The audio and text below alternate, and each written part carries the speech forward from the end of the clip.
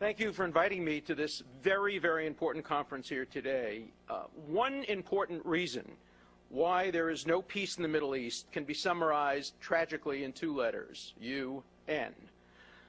That building, dedicated in theory to peace, has facilitated terrorism, stood idly by genocide, given a platform to Holocaust deniers, and disincentivized the Palestinians from negotiating a reasonable two-state solution.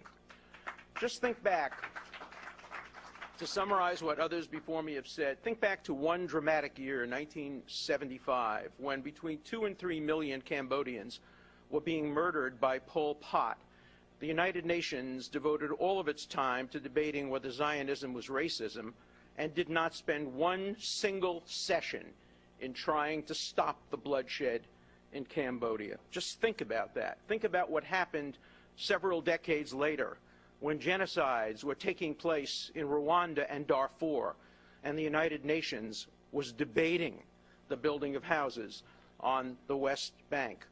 Just think of how often the rights of women, the rights of gays, the rights of minorities have been ignored because the United Nations has been able to say, we have no time for these minor rights. We have to focus on the major oppressor of the world, namely Israel. The United Nations has encouraged anti-Semitism, racism, and bigotry by giving its imprimatur to that disgraceful word called Durban, which will go down in history next to another city called Nuremberg. And the idea that two such beautiful cities, Durban and Nuremberg, have been so profaned by actions and words that have been taken and spoken in their name is a simple disgrace. I want to focus on the fact that the United Nations has for 40 years rewarded Palestinian terrorism by enhancing the status of Palestine while Arafat and Hamas were openly advocating and implementing the murder of Jewish civilians as a matter of governmental policy. This was not an accident. This was the policy of the Palestine Liberation Organization, of Fatah, of Hamas. And yet, while they were murdering and killing and violating the Charter of the UN, we saw gradual, incremental, but very important steps to the point where the Palestinians virtually own the United Nations.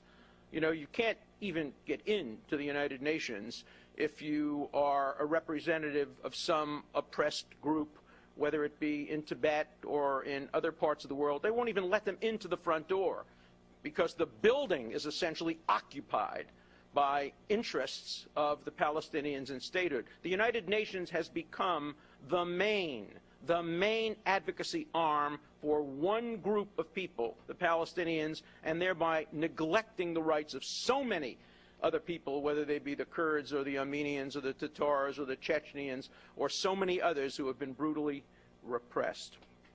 And now there will be a vote at the United Nations. We don't know its exact terms. We don't know exactly where. We don't know exactly when. But that vote will take place, and dozens of countries that do not recognize Israel's right to exist. I'm not talking about as the nation state of the Jewish people, which the Palestinians don't recognize. I'm talking about not recognizing Israel's right to exist. These nations will cast a vote, and the vote will be described as implementing the two-state solution. How can you implement a two-state solution if so many of the people voting don't recognize the existence of the other state? These countries which do not recognize Israel are not voting for a two-state solution to the Israeli-Palestinian conflict. They are voting for a final solution to the Jewish state problem. And that is the truth. I submit here today that no state that refuses to recognize Israel should have its vote counted at the United Nations in recognizing Palestine, because the vote purports to be part of a vote in favor of a two-state solution. So how can Saudi Arabia cast a vote? How can so many other countries cast a vote in favor of a two-state solution if they are unwilling even to vote for one state that is supposed to be part of that two-state solution? What incredible hypocrisy. The United Nations, while demanding far too much of Israel, never, ever makes any demands on the Palestinian people or on the PLO or on Hamas or on any aspect of the Palestinian cause. I challenge you to find any document at the United Nations which demands of Palestine that it do A, B, C, or D. They simply don't exist. Why should the Palestinians compromise to get recognition when they are handed it by the United Nations without the need to compromise? It would be absurd for the Palestinians who have a self-interest to compromise if the UN says we'll give you everything you want without compromising. Why should the Palestinians change their proposed undemocratic constitution? How many in the UN know that the Palestinian constitution calls for one official established religion, Islam, and says that the primary source of legislation in Palestine will be Sharia law? Imagine what that will do to the right of gays. Imagine that what it will do to the right of Christians. Unfortunately or fortunately, the issue of what it will do to the rights of Jews in Palestine is moot, because the delegate of Palestine to the United Nations has recently affirmed that Palestine will be the first officially Judenrein state since the end of Nazi Germany. Now he's had to clarify and spin, and he said we only don't want Jews who are part of the occupation, or Jews who are here illegally, or Jews who are here or there or the other thing. But believe me, Jews will not be welcomed into the new Palestine as equal citizens the way that Arabs and Muslims are welcomed to Israel as equal citizens under the law. That will never happen because the United Nations does not demand it.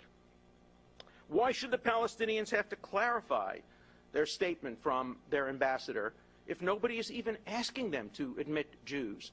Nobody is even asking them to present a democratic front to the world. Oh, they talk about secular democracy. They talk to the West about secular democracy. That's not what they say to their own people. What they say to their own people is it will be a state governed by Sharia law, a state in which Jews will be excluded, a state, interestingly enough, which has a law of return, and it's written by the very people who condemn Israel as racist for having a law of return. The incredible hypocrisy and double standard that one hears every day emanating from that building. Why should the Palestinians negotiate the kind of land swap repeatedly offered by Israel, today most recently described in an op-ed by former Prime Minister Olmert, if they can get the pre-1967 borders as a starting point and perhaps an ending point? Let me clarify what that means. Everybody says pre-1967 borders with agreed-upon swaps. Well, let me tell you, I had a conversation with Prime Minister Fayyad about those agreed-upon swaps.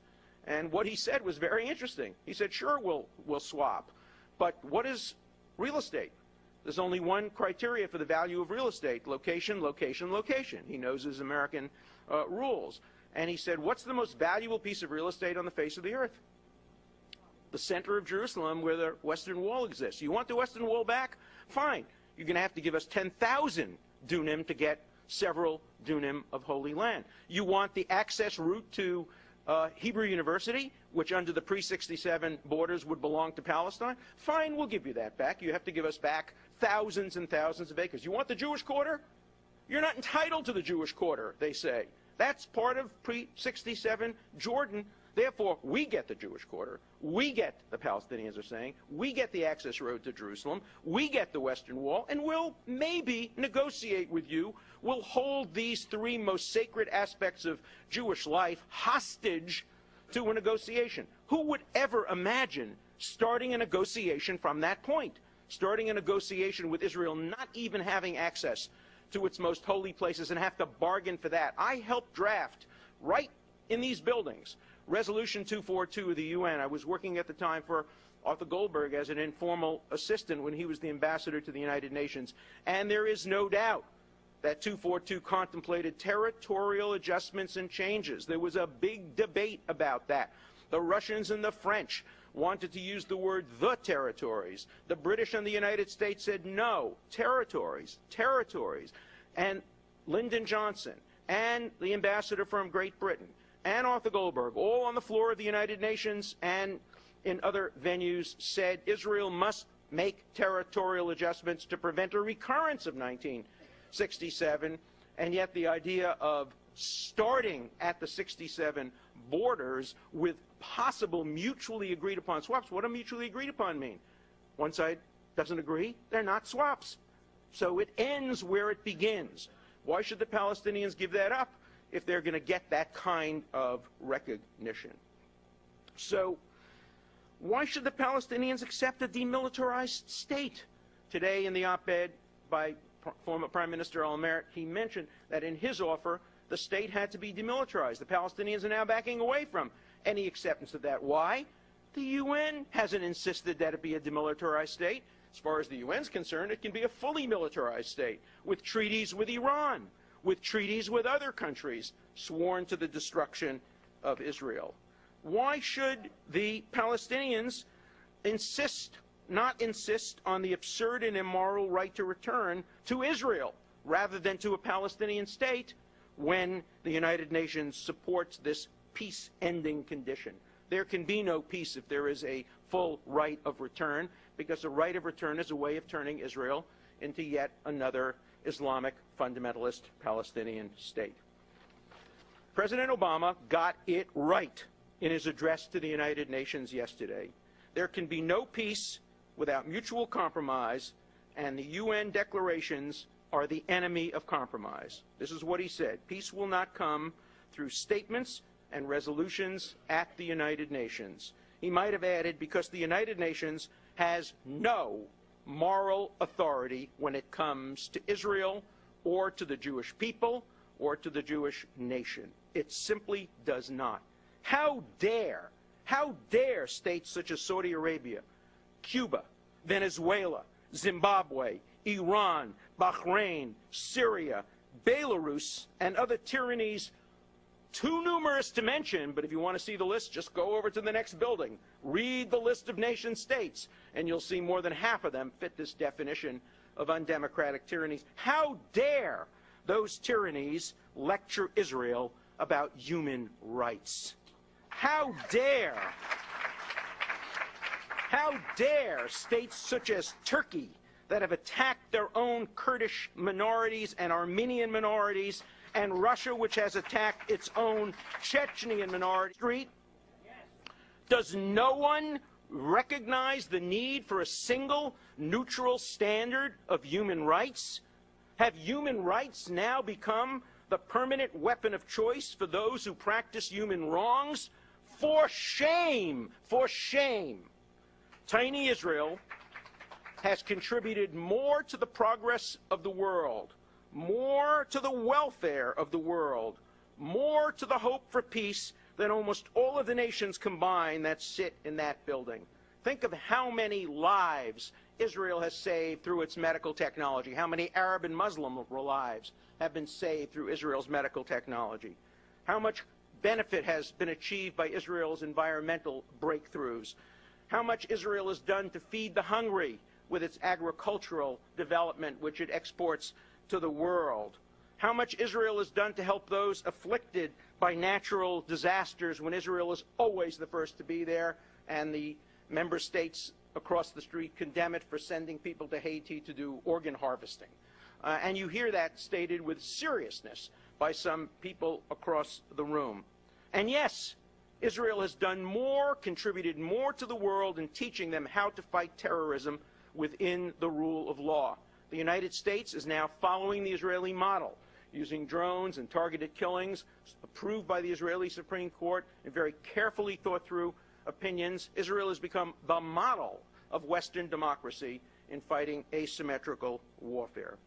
All Israel wants now is to be able to beat its swords into plowshares, to turn its nuclear weapons into nuclear medicine. If that's what the Palestinians also want, let them come to the negotiating table rather than seeking a hollow victory from that body. Thank you.